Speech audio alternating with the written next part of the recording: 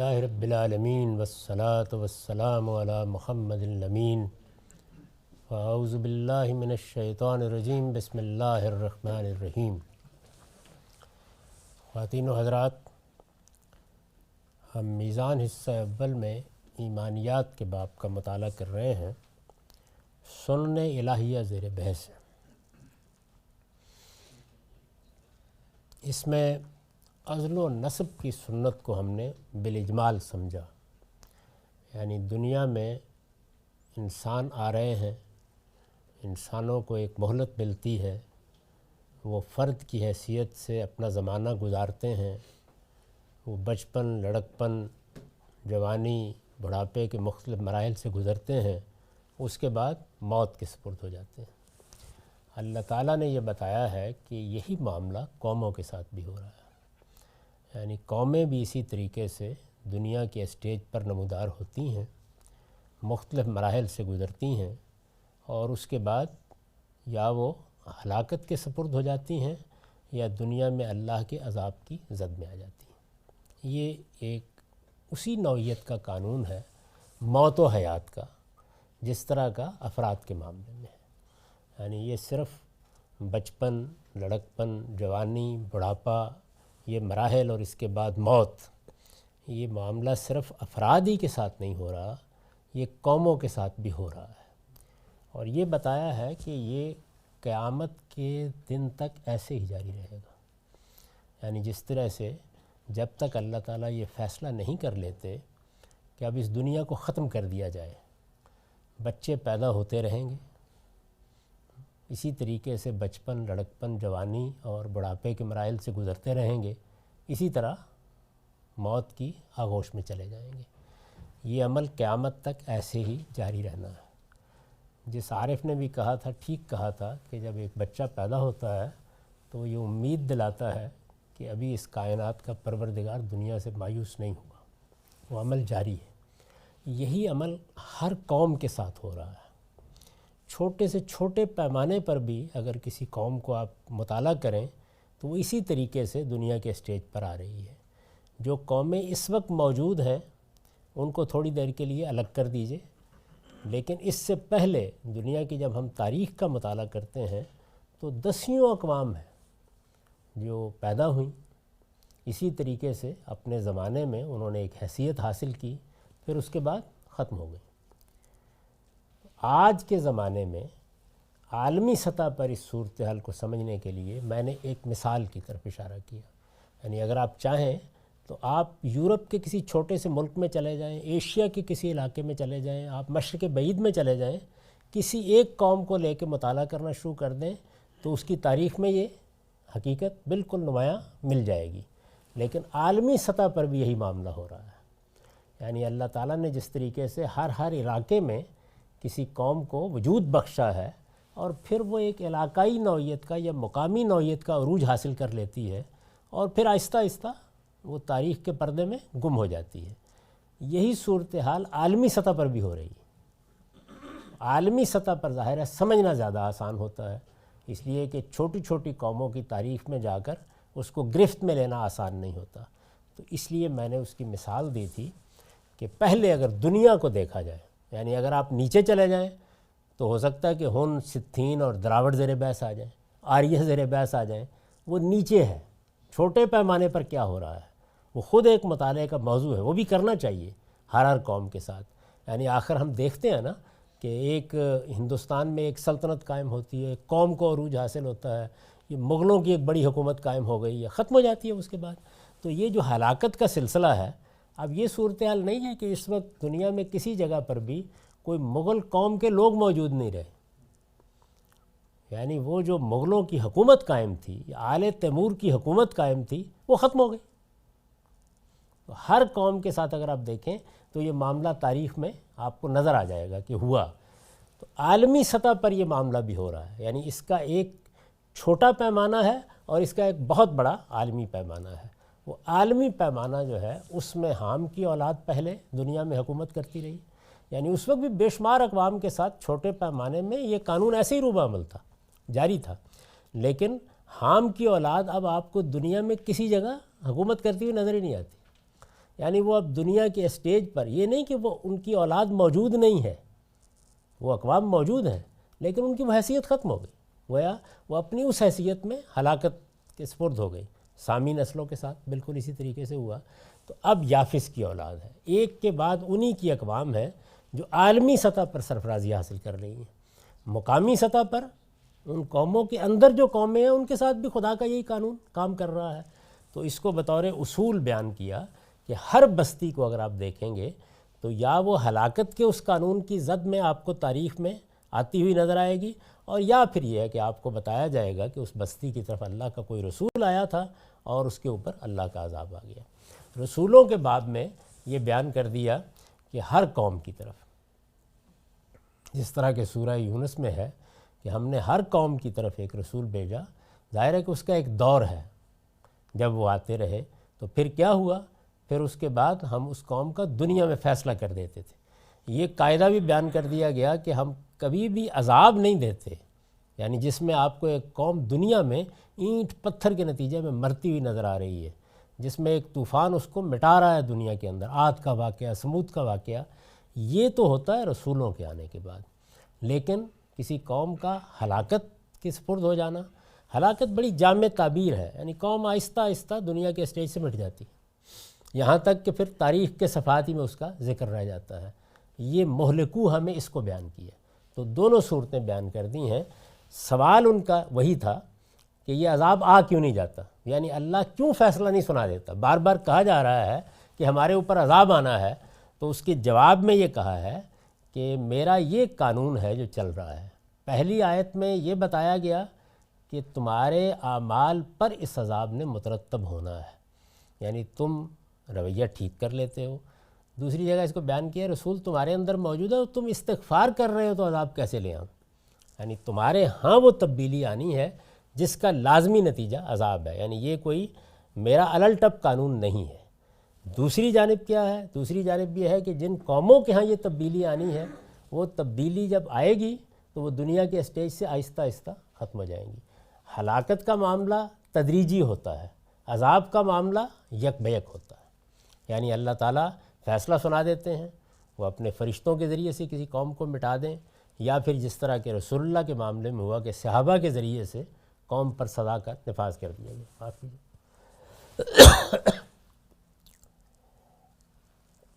تو یہ دونوں چیزیں شانہ بشانہ ہوتی رہتی ہیں۔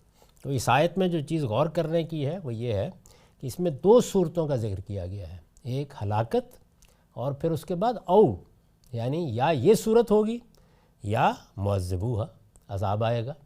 تو ایسے ہی ہے، یعنی رسولوں کی صورت میں عذاب، عاد کا مسئلہ، سمود کا مسئلہ، قوم نوح کا مسئلہ بڑی تفصیل سے قرآن میں زیر بحث آ گیا ہے، اور اس کے بارے میں پھر ایک قانون بیان کر دیا ہے کہ ما کننا معذبین حتی نبعث رسولا، یعنی رسول کی بعثت کے بغیر ہم اس طرح عذاب نہیں لاتے، وہ بیان کر دیا۔ لیکن ہلاکت کا قانون اس کا رسولوں سے کوئی تعلق نہیں ہے، یہ اسی طریقے سے جاری ہے، اور اس کا کسی دور سے بھی کوئی تعلق نہیں ہے، یہ قبل یوم القیامہ، یہ قیامت کے دن تک، جب تک قیامت واقع نہیں ہوتی ہر قوم کے ساتھ ہوتا چلا جائے گا۔ تو میں نے یہ گزارش کی کہ اگر آپ عالمی سطح پر اس کو دیکھنا چاہیں تو حام، سام اور یافس کی اولاد کی صورت میں دیکھیں، یعنی حام سامی نسلیں ابھی دنیا سے ختم نہیں ہوئیں، لیکن ان کا عروج، وہ زمانہ وہ ختم ہو گیا۔ اسی طریقے سے جو اب یافس کی اولاد ہے وہ بھی ایک کے بعد دوسری۔ تو آگے آپ دیکھیں گے، ہم علامات قیامت میں جب جائیں گے تو وہاں یہ معلوم ہوگا کہ اللہ تعالیٰ نے یہ بتایا ہے قرآن مجید میں، اور اس کی بڑی تفصیل ہے بائبل میں، کہ کس طریقے سے رسالت میں آپ صلی اللہ علیہ وسلم کے 1000 سال بعد یہ تبدیلی آنی شروع ہوگی، کس طریقے سے پھر آہستہ آہستہ دنیا کا اقتدار یاجوج ماجوج کو منتقل ہونا شروع ہو جائے گا، اور پھر قیامت کا فیصلہ اسی کے نتیجے میں ہوگا۔ تو اس وجہ سے وہاں ہم یہ بھی دیکھیں گے کہ گویا وہ آخری ہلاکت جس کو قیامت کہا جاتا ہے وہ کن قوموں پر واقع ہوگی، اس کو بھی قرآن نے بیان کیا ہے۔ یہاں صرف یہ بات بتانی مقصود تھی کہ اللہ تعالیٰ کے ہاں جس طرح افراد کے ساتھ بچپن، لڑکپن، یعنی اللہ انتخاب کرتا ہے نا، مجھے اس فرد کو وجود میں لانا ہے، اسی طرح سے وہ قوموں کو بھی ایسے ہی پیدا کر رہا ہے۔ قومیں اپنا وجود پیدا کرتی ہیں، قومیں اپنے لڑکپن کے اور بچپن کے اور جوانی کے مراحل سے گزرتی ہیں، پھر آہستہ آہستہ بڑھاپا آ جاتا ہے، پھر وہ ہلاک ہو جاتی ہے، دنیا کے اسٹیج سے رخصت ہو جاتی ہیں۔ ان میں سے کچھ قومیں جن کی طرف اللہ کے رسول آتے ہیں ان پر اللہ کا عذاب آ جاتا ہے۔ تو یہ قیامت تک اللہ کی غیر متبدل سنت ہے جو جاری ہے۔ اس کا میں نے خلاصہ کر دیا۔ اس میں صرف یہ سوال میرا، کتاب لفظ کتاب جو استعمال ہوا ہے، اللہ تعالیٰ کہتا ہے الکتاب الحکمہ، کہیں کہتے ہیں کتاب موقوتہ، یہاں ہے کتاب مستورہ، تو یہ کوئی لکھی ہوئی چیز سے مراد ہے؟ اللہ تعالیٰ کا قانون، کتاب اصل میں قانون کے معنی میں، یہ خدا کے نوشتے میں لکھا ہوا ہے، یعنی یہ اللہ تعالیٰ نے طے کر رکھا ہوا ہے کہ میں ایسے ہی قوموں کو، جیسے یہ طے کر رکھا ہوا ہے کہ میں بچوں کو پیدا کروں گا، ان کو ان مختلف مراحل سے گزاروں گا، پھر ان میں سے ہر ایک کے لیے ایک وقت مقرر ہے۔ اس کو بھی بیان کیا ہے، لکل قوم اجل، لکل امت اجل، ہر قوم کے لیے ایک اجل مقرر ہے، جس طرح کہ ہر فرد کے لیے ایک اجل مقرر ہے۔ تو ہر قوم کو اس نتیجے تک پہنچنا ہے۔ پہلے جس چیز کو واضح کیا وہ یہ ہے کہ یہ اجل کس طرح آتی ہے، افراد کے معاملے میں یہ اجل کیسے آتی ہے۔ افراد کے معاملے میں یہ اجل کسی قانون قاعدے کے مطابق نہیں آتی۔ بچے کو اٹھا لیا جاتا ہے، جوانی میں اٹھا لیا جاتا ہے، بڑھاپے میں اٹھا لیا جاتا ہے، کسی حادثے میں اٹھا لیا جاتا ہے، بیماری لاحق ہو جاتی ہے اٹھا لیا جاتا ہے۔ قوموں کے معاملے میں یہ قاعدے سے آتی ہے اجل۔ تو قاعدے سے آنا یہ پہلی بات ہوئی، اور دوسری یہ کہ ہر ایک پہ آنا ہے، یہ وہ قانون ہے جس کو بیان کرنا مقصود تھا۔ یعنی جو عزل و نسب کا قانون ہے وہ یہ بیان ہوا ہے سورہ بنی اسرائیل کی اس آیت میں، کہ ہر قوم کو ان دو مراحل سے دوچار ہونا ہے، چھوٹے سے چھوٹے پیمانے پر بھی، عالمی سطح پر بھی۔ بنیادی بات یہ ہے۔ اس کے بعد اب ہم آگے بڑھتے ہیں، اور 5 نمبر سنت ہے نصرت الہی۔ یہ پھر عرض کر دوں کہ یہاں وہ سنتیں زیر بحث نہیں ہیں جس کو آپ سنتیں کہتے ہیں عام زبان میں۔ یہاں اللہ کے قانون کو بیان کرنے کے لیے قرآن نے سنت کا لفظ استعمال کیا، سنت اللہ، اللہ کا طریقہ۔ تو نصرت الہی، اللہ کی مدد، لوگ کہتے ہیں نا کہ اللہ کی مدد آ جائے گی، اللہ ہماری مدد فرمائے گا، تو اس کا کیا ضابطہ ہے، کیا سنت ہے؟ اللہ جب اپنا کوئی مشن کسی فرد یا جماعت کے سپرد کرتا اور اس کو اسے پورا کرنے کا حکم دیتا ہے تو اس کی مدد بھی فرماتا ہے۔ یعنی اللہ نے اپنا کوئی مشن آپ کے سپرد کر دیا، یہ کہا کہ یہ میرا فلاں کام ہے تم کرو، جس کی ایک واضح مثال پیغمبر ہے۔ جب اللہ تعالیٰ ان کو دنیا میں بھیجتا ہے تو ظاہر ہے کہ اللہ کا مشن لے کے آتے ہیں، وہ کوئی اپنا کام تو نہیں کرنے کے لیے آتے۔ تو اللہ جب اپنا کوئی مشن کسی فرد یا جماعت کے سپرد کرتا، فرد کے سپرد کرنے کی مثال پیغمبر ہے، اور جماعت کے سپرد کرنے کی مثال ذریت ابراہیم ہے۔ حضرت ابراہیم کی پوری ذریت کو اللہ نے اپنا مشن سونپا ہے، ایک ذمہ داری دی ہے کہ تمہیں میری طرف سے یہ ادا کرنی ہے، اور اس کو اسے پورا کرنے کا حکم دیتا ہے تو اس کی مدد بھی فرماتا ہے۔ یہ مشن دعوت کا بھی ہو سکتا ہے اور جہاد و قتال کا بھی۔ یعنی اس مشن کی عام نوعیتیں 2 ہیں۔ اللہ تعالیٰ اپنے کسی پیغمبر سے کہتا ہے کہ آپ جائیے میرا پیغام پہنچائیے، جا کے لوگوں کو یہ بات کہیے۔ آسان نہیں ہوتا یہ، یعنی حضرت موسیٰ کو جب بھیجا گیا تو یہ معلوم ہے کہ وہ کس طریقے سے پریشان ہوئے۔ انہوں نے فوراً عرضداشت پیش کی کہ آپ مجھے ایک ایسے باجبروت بادشاہ کی طرف بھیج رہے ہیں کہ جو جس کی چاہتا ہے گردن مار دیتا ہے۔ تو ایسے بھی ہوا۔ رسالت میں آپ صلی اللہ علیہ وسلم کو ایک قبائلی معاشرے میں یہ ذمہ داری ادا کرنے کے لیے کہا گیا۔ سیدنا مسیح علیہ السلام کو بالکل ہی مختلف حالات پیش آئے، پوری کی پوری قوم دوسری اقوام کی بالواسطہ یا بلا واسطہ غلام ہو چکی ہے، محکومی میں ہے، اس میں وہ نمودار ہوئے۔ اور اس موقع کے اوپر یہود کے ہاں اقتدار زیادہ تر ان کے علماء کے پاس تھا۔ جو لوگ حکومت کر رہے تھے وہ بھی یہ چاہتے تھے کہ مذہبی معاملات میں انہی کو فیصلہ کن حیثیت حاصل رہے، اس لیے کہ بالعموم اسی طریقے سے سلطنتیں چلائی جاتی ہیں۔ تو جس علاقے میں رومیوں کی حکومت تھی وہاں بھی یہی صورتحال تھی، اور جس میں بالواسطہ حکومت کی جا رہی تھی اس میں بھی یہی صورتحال تھی۔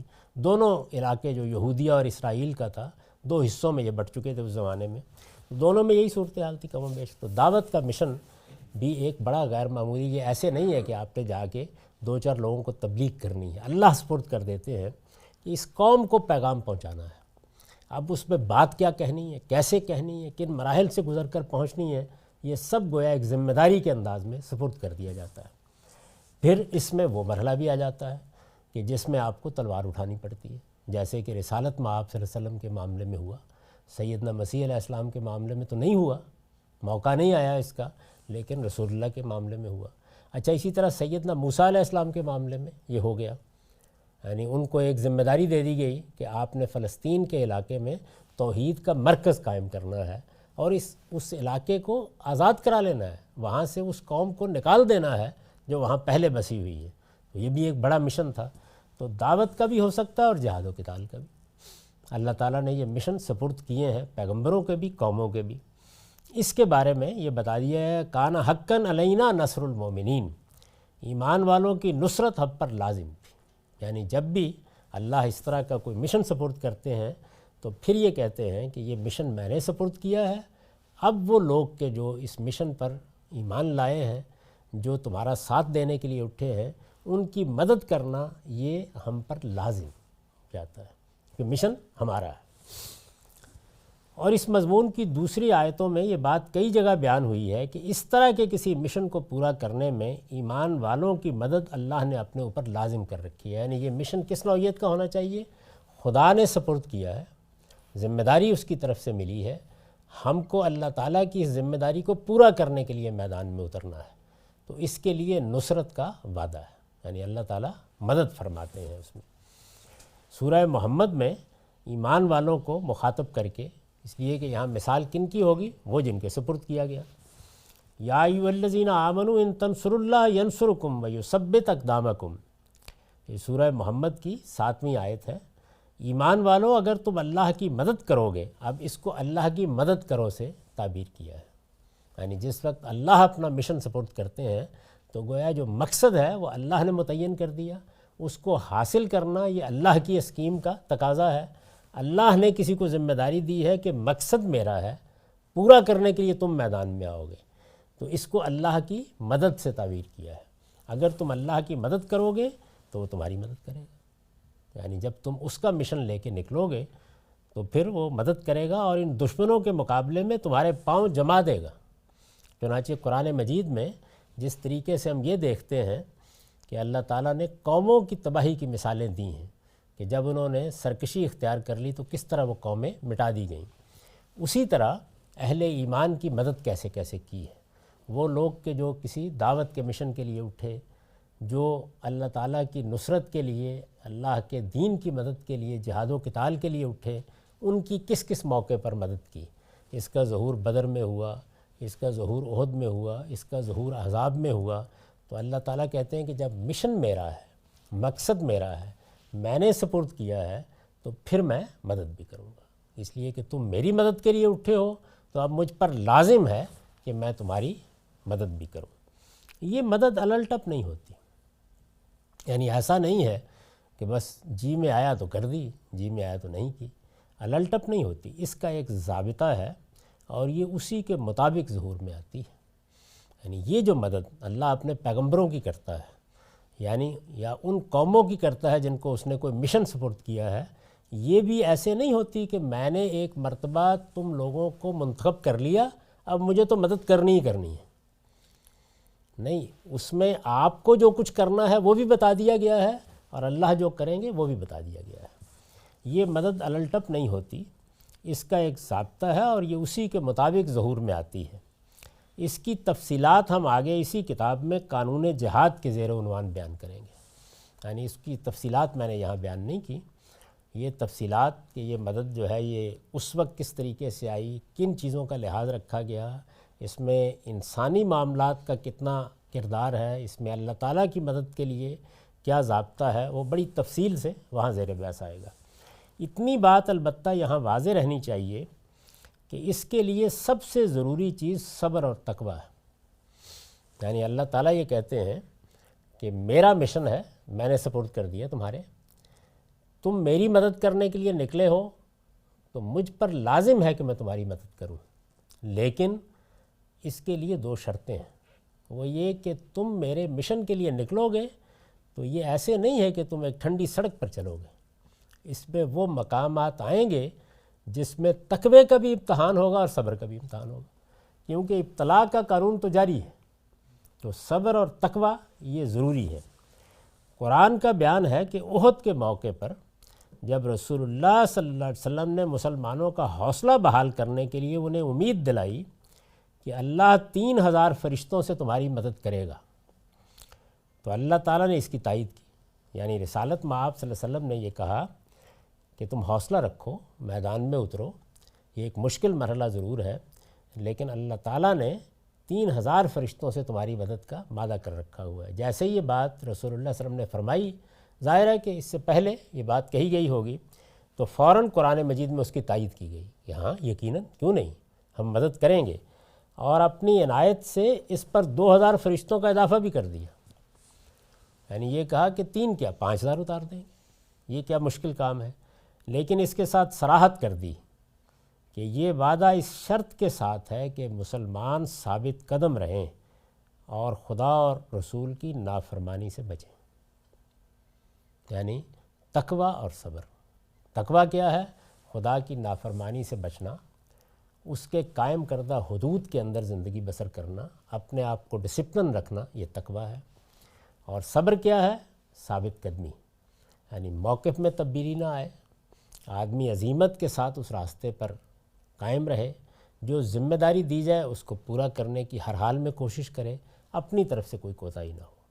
تو اگر صبر اور تقوی ہے تو اس کے بعد اللہ کی مدد آ جائے گی۔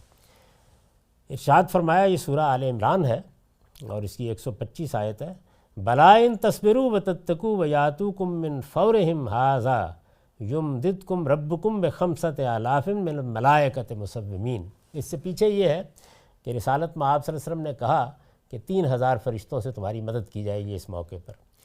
اس کے جواب میں فرمایا، ہاں کیوں نہیں، یعنی ضرور کریں گے، اس لیے کہ تم ہمارا مشن لے کے اٹھے ہو، تم ہمارے مقصد کو سامنے رکھ کر میدان میں اترے ہو، تو کیوں مدد نہیں کریں گے؟ کریں گے اگر تم صبر کرو اور خدا سے ڈرتے رہو، لیکن شرط کیا ہے؟ ان تصبروا وتتقوا، یعنی ثابت قدمی دکھاؤ، میدان میں اترے ہو تو پھر ظاہر ہے کہ یہ ایسا نہیں ہے کہ فرشتے آئیں گے اور سارا کام وہ کر لیں گے، نہیں، تم کو ثابت قدمی دکھانی ہے اور حدود کی پابندی کرنی ہے، یعنی میدان میں اتر کر بھی یہ عذر نہیں پیش کر سکتے تم کہ یہ تو جنگ کا موقع تھا، جو حدود قائم کر دیے گئے ہیں، جو اللہ تعالیٰ نے لمٹس قائم کر دی ہیں، ان کو تم نہیں پھلانگ سکتے، اور جو اللہ کے اخلاقی معاملات ہیں ان کو بھی ہر حال میں ملحوظ رکھو گے، یہ تقوی ہے، تو ضرور کریں گے۔ اور 5000 فرشتوں سے، یعنی 3 کو 5 میں تبدیل کر دیا، 5000 فرشتوں سے تمہاری مدد کرے گا، جو خاص نشان لگائے ہوئے ہوں گے، یعنی وہ اتریں گے اور جس طریقے سے ایک فوج اترتی ہے خاص یونیفارم میں، ایسے ہی آئیں گے، خاص نشان لگائے ہوئے ہوں گے، تم دیکھو کہ کوئی تمہاری مدد کریں گے، لیکن یہ مدد اسی صورت میں ہوگی جب کہ صبر ہوگا اور تقوی ہوگا۔ تو یہ قانون بیان کر دیا۔ ظاہر ہے کہ اللہ تعالیٰ نے اپنا کوئی مشن سپرد کر دیا ہے، اس کا یقینی علم اس وقت ہوتا ہے جب کہ خدا کا پیغمبر زمین پر موجود ہے، وہ بتاتا ہے آ کے کہ مجھے اس منصب پر فائز کیا گیا ہے، مجھے یہ ذمہ داری دی گئی ہے، اور مجھے اب یہ فلاں مشن کو فلاں موقع تک پورا کرنا ہے۔ اسی طرح سے جہاد اور قتال کے معاملے میں اللہ حکم دیتا ہے، جیسے مسلمانوں کو میدان بدر میں اترنے کا حکم دیا گیا، جس طرح مسلمانوں کو حج کے لیے جانے اور اگر وہاں مزاحمت پیش آ جائے تو مقابلہ کرنے کی ہدایت کی گئی، جس طرح سے مسلمانوں کو ایک خاص موقع کے اوپر اللہ تعالیٰ نے اپنے عذاب کا ذریعہ بنا دیا۔ یعنی یہ جو تینوں مراحل قرآن مجید میں بیان ہوئے ہیں، تینوں میں صورتحال یہ نہیں ہے کہ کسی اجتہاد سے فیصلہ کیا جا رہا ہے، اللہ کے رسول کا معاملہ بھی براہ راست اللہ کی ہدایت کے تحت ہو رہا ہے، اور جہاد و قتال کے جتنے معاملات ہیں وہ بھی اسی طریقے سے ہو رہے ہیں۔ اگر آپ اس سے پیچھے چلے جائیں تو بنی اسرائیل کے ساتھ بھی یہی صورتحال ہے، یعنی بنی اسرائیل کو اللہ نے جب ایک مشن کے لیے منتخب کیا تو وضاحت کے ساتھ خود بتایا، ایک رسول کی بعثت ہوئی، ان کے ساتھ حضرت ہارون کو ان کی مدد کے لیے اٹھایا گیا، اور اس کے بعد وہ تینوں مراحل، یعنی فرعون کے اوپر اتمام حجت، اس میں بھی اللہ کی مدد ہر مرحلے پر موجود رہی، خود بنی اسرائیل کو وہاں سے لے کے نکلنا تاکہ وہ جا کے فلسطین میں اللہ کی توحید کا مرکز قائم کریں، اس میں اللہ کی مدد کس کس طریقے سے نمودار ہوئی، اور پھر جس وقت ان کو حکم دیا گیا کہ اب تم قتال کے لیے اترو تو اس میں اللہ نے کیا وعدے کیے، یہ الگ بات ہے کہ وہ اس کے لیے تیار نہیں ہوئے۔ تو اللہ کی نصرت یا اللہ کی مدد کا یہ ضابطہ ہے، مدد تو آتی ہے لیکن اس کے لیے تینوں چیزیں ملحوظ رکھیے۔ یہ کہ وہ مدد آئے گی جب اللہ کے کسی مشن کے لیے آپ اٹھیں گے، لازماً آئے گی، کیونکہ مشن آپ کے سپرد اللہ نے کیا ہے، ذرا مدد بھی ہوگی ان کی۔ دوسرا چیز کیا ہے، وہ الٹپ نہیں ہوگی، ایک ضابطے کے مطابق آئے گی۔ اور تیسری چیز کیا ہے، وہ ضابطے کی تفصیلات میں نے عرض کیا قانون جہاد میں ہم زیر بحث لائیں گے۔ تیسری چیز کیا ہے، وہ یہ کہ آپ کو بہرحال اس کے باوجود کہ اللہ کا مشن ہے، اس کے باوجود کہ اللہ نے سپرد کیا ہے، آپ کو ہر حال میں صبر اور تقوی کے ساتھ اس بات پہ قائم رہنا ہے جو آپ کے سپرد کی گئی ہے۔ تو اس سے یہ بات واضح ہو گئی کہ نصرت الہی کا ضابطہ کیا ہے۔ اب یہ سوال پیدا ہوتا ہے کہ ایک عام آدمی فرد کی حیثیت سے یا کوئی جماعت جس کو اللہ نے براہ راست تو کوئی مشن سپرد نہیں کیا، کوئی دعوت کا، کوئی جہاد و قتال کا، وہ اجتہادی طور پر فیصلہ کرتا ہے۔ یعنی ایک شخص فیصلہ کرتا ہے کہ میں اپنے آپ کو اللہ کا وہ پیغام جو پیغمبروں کے ذریعے سے ملا ہے دوسروں تک پہنچانے کے لیے وقف کر رہا ہوں۔ یا کوئی جماعت یہ فیصلہ کرتی ہے کہ اللہ تعالیٰ نے جو ذمہ داری دے رکھی ہوئی ہے ہم اس ذمہ داری کو پورا کرنے کے لیے اٹھے ہیں۔ تو ظاہر ہے کہ یہ فیصلہ تینوں اعتبارات سے اجتہادی ہوگا۔ پہلی یہ بات کہ یہ کام اللہ نے فرمایا ہے کرنے کے لیے، تو ظاہر ہے کہ اصول کے طور پر فرمایا ہوگا نا، دعوت کا کام کرو۔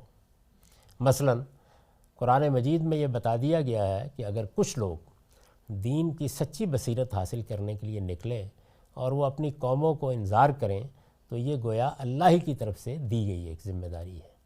یہ کام مجھے کرنا ہے، زید کو کرنا ہے، بکر کو کرنا ہے، یہ فیصلہ اللہ نے نہیں کیا، یہ فیصلہ مجھے کرنا ہے۔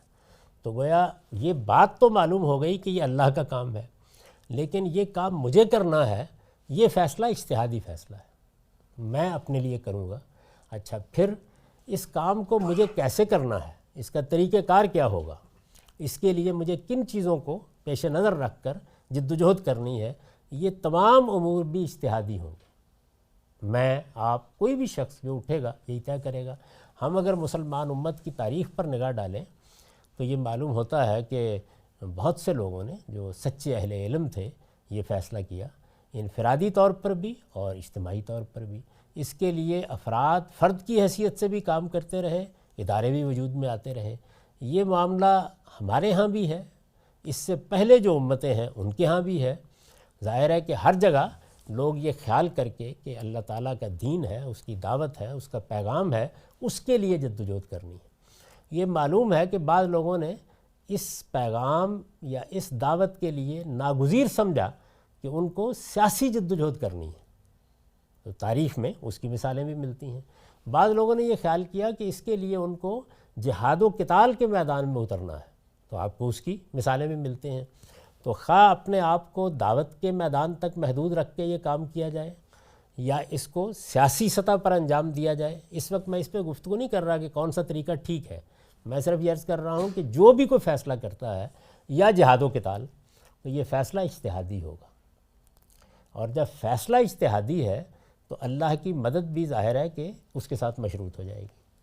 اگر آپ نے یہ فیصلہ صحیح کیا ہے، آپ اس کے لیے موزوں آدمی ہیں کہ آپ یہ کام کریں، آپ نے اس کی تیاری کی ہے صحیح طریقے سے، تو آپ توقع رکھ سکتے ہیں کہ جب اللہ کا کام ہے، میں نے یہ فیصلہ کیا ہے، اللہ نے اس کو قبول فرما لیا تو وہ ضرور مدد کرے گا۔ یعنی یہ گویا اس کا اجتہادی اطلاق یا انطباق ہوگا۔ لیکن اب آپ یہاں یہ نہیں کہہ سکتے کہ کانا حقاً علینا نصر المومنین، یہ نہیں کہہ سکتے، اس لیے کہ یہ بات جن لوگوں کے بارے میں کہی گئی ہے ان کے مشن کا فیصلہ بھی اللہ کا ہے۔ ان کو وضاحت کے ساتھ بتایا گیا کہ تم لوگ اٹھو اور اس کام کو انجام دو، یہ فیصلہ بھی اللہ کا فیصلہ ہے۔ اور اسی طریقے سے کس مرحلے پر کیا اقدام کرنا ہے یہ فیصلہ بھی اللہ تعالیٰ نے کیا ہے۔ قرآن مجید میں اس کی پوری تفصیل موجود ہے۔ اگر آپ چاہیں کہ بنی اسرائیل کے بارے میں اس کو سمجھیں تو اس کی بھی پوری تفصیل موجود ہے، یعنی وہ بھی ہم بڑی اچھی طرح سے جانتے ہیں کہ مختلف موقعوں کے اوپر اللہ تعالیٰ نے کیا ذمہ داریاں ان کو دیں، کس طریقے سے ان سے کہا کہ تم اس ذمہ داری کو پورا کرنے کے لیے نکلو، اور اس میں کس کس مرحلے پر کیا تقاضے ان سے کیے، تو اس کے تحت پھر وعدے بھی کیے اور ان کو پورا بھی کیا۔ اس آخری چیز پہ ایک سوال تھا جی، کہ اگر مثلا آج کے دور میں کوئی آدمی جو اللہ نے شرائط بتائی ہیں ظلم و عدوان کے خلاف، جہاد کے لیے ریاست کی سطح پہ فیصلہ ہوتا ہے، سب چیزیں دیکھ کر کرتے ہیں، لیکن ان کے پاس مثلا ڈرون ٹیکنالوجی نہیں ہے اور ایک دوسرے کے پاس ہے، تب بھی اللہ کی نصرت آ سکتی ہے، کیونکہ ہم طاقت میں شاید بالکل اٹ پار نہیں آئیں گے؟ وہ میں نے بیان کر دیا، اس کی تفصیلات ہم آگے اسی کتاب میں قانون جہاد کے زیر عنوان بیان کریں گے، یعنی یہ مدد کیسے ہوتی ہے یہ وہاں زیر بحث آئے گا۔ یہاں تو صرف اس کو بیان کرنا مقصود ہے کہ اللہ تعالیٰ نے وعدہ کر رکھا ہوا ہے نصرت کرے گا، مدد کرے گا۔ یہ وعدہ کس کے ساتھ ہے؟ اپنے مشن کے ساتھ۔ یہ نہیں ہے کہ آپ اٹھیں اور ایک دکان کھولیں پیسے کمانے کے لیے اور کہ اللہ کی مدد آنی چاہیے، وہ زیر بحث نہیں ہے یہاں۔ اللہ کی نصرت کا وہ قانون جو اس کے تفویض کردہ مشن یا مقصد سے متعلق ہوتا ہے، تو اس کے دو ادوار میں نے متعین کر دیے، یعنی ایک وہ کہ جس میں اللہ تعالیٰ براہ راست انتخاب کر رہے ہیں، مشن سپرد کر رہے ہیں، قوم کو اٹھا رہے ہیں یا فرد کو اٹھا رہے ہیں، ایک وہ موقع ہے، وہ رسولوں کا زمانہ ہے، یا بنی اسرائیل یا ذریت ابراہیم کے بارے میں کچھ وعدے ہیں۔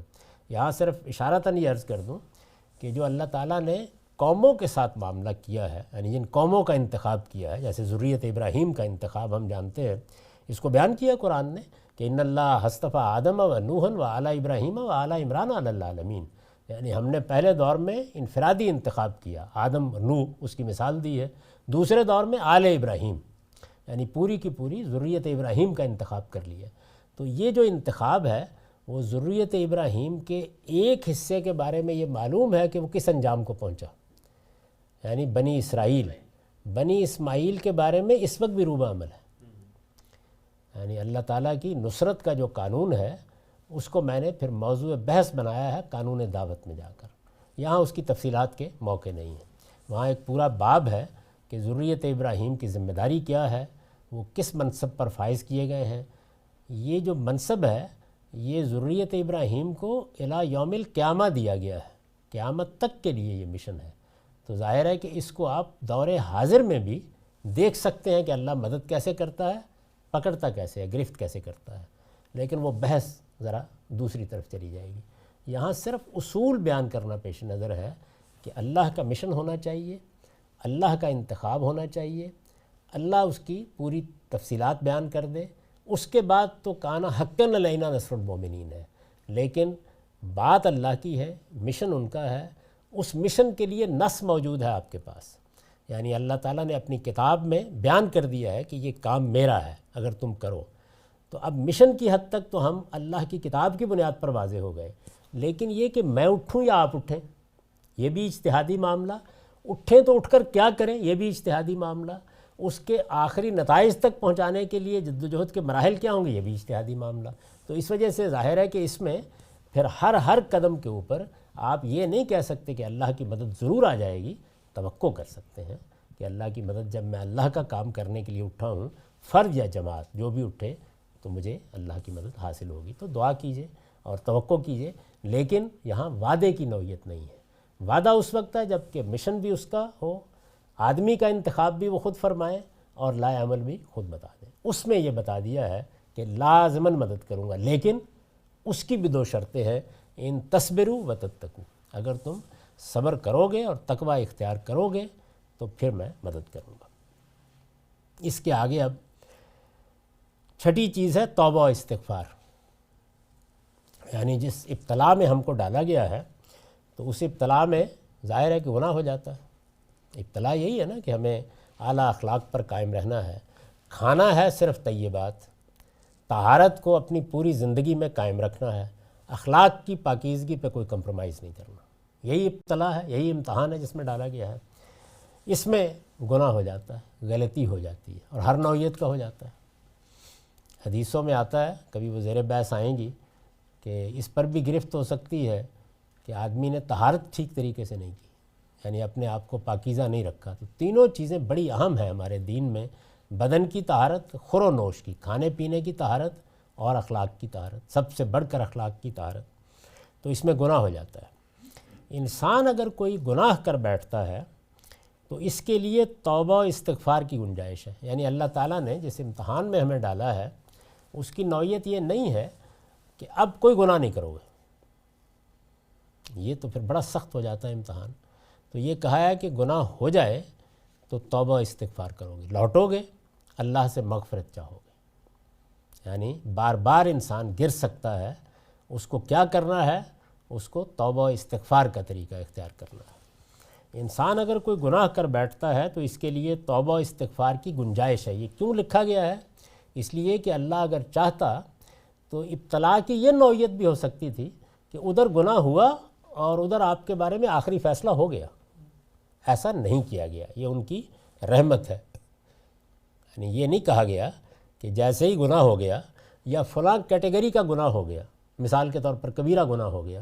اس پر بڑی بحثیں ہیں ہمارے ہاں، جو کلامی نقطہ نظر قائم ہوئے، جیسے معتزلہ تھے، دوسرے لوگ تھے، انہوں نے بڑی بحثیں کی ہیں کہ کبیرہ گناہ کے بعد مسلمان بھی رہتے ہیں یا نہیں رہتے.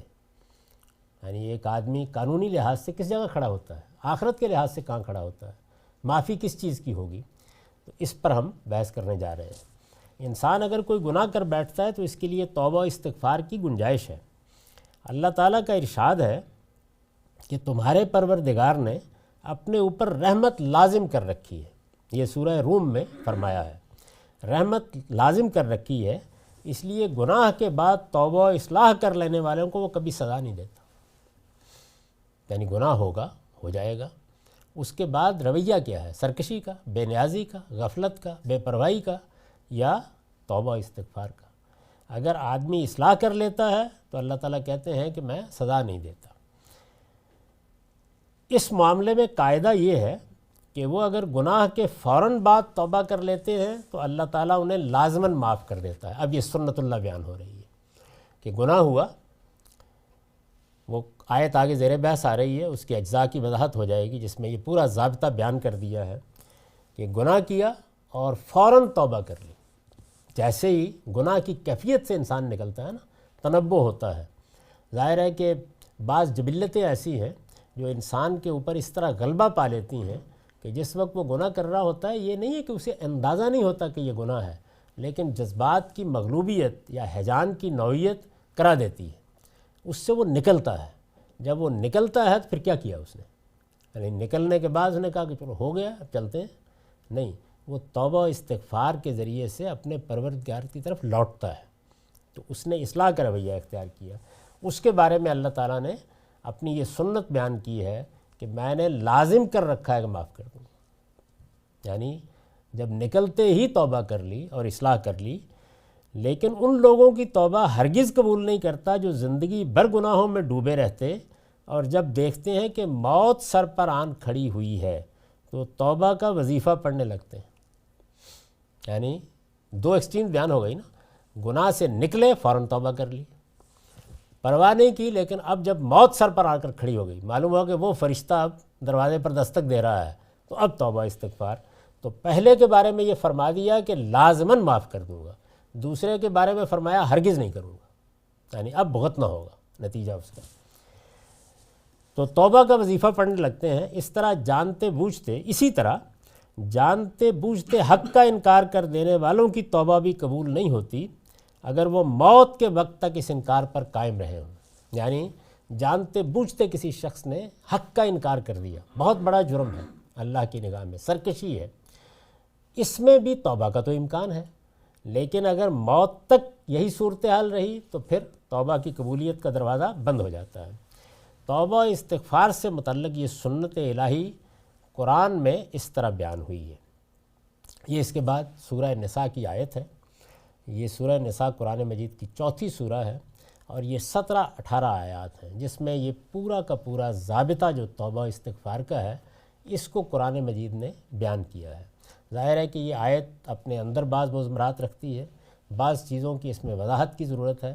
اس پر ہم انشاءاللہ اگلی نشست میں گفتگو کریں گے. آپ کوئی بات پوچھنا چاہتے ہیں؟ جی، یہ بس یہ وضاحت کر دیں کہ یہاں گناہ سے مراد اللہ سے متعلق جو گناہ ہے، بندوں سے متعلق یہاں زیر بحث ہے پورا ضابطہ. ہر طرح کے گناہ زیر بحث ہے. ہر طرح کا گناہ اللہ کے حضور تو گناہ ہے ہی، بندوں کی معافی کے لیے کچھ اور شرائط ہیں، وہ زائد شرائط ہیں. معافی دونوں سے مانگنی ہے، اللہ نے بھی معاف کرنا ہے تبھی معاف ہوگا، ادھر بھی معافی ادھر بھی معافی. تو یہ تفصیل سے گفتگو کریں گے اس کے تمام مضمرات پر. اس وقت چونکہ ہمارا وقت ختم ہو گیا تو انشاءاللہ اگلی نشست میں اس پر بحث ہوگی. اقول قولی ھذا واستغفر اللہ لی ولکم ولسائر المسلمین.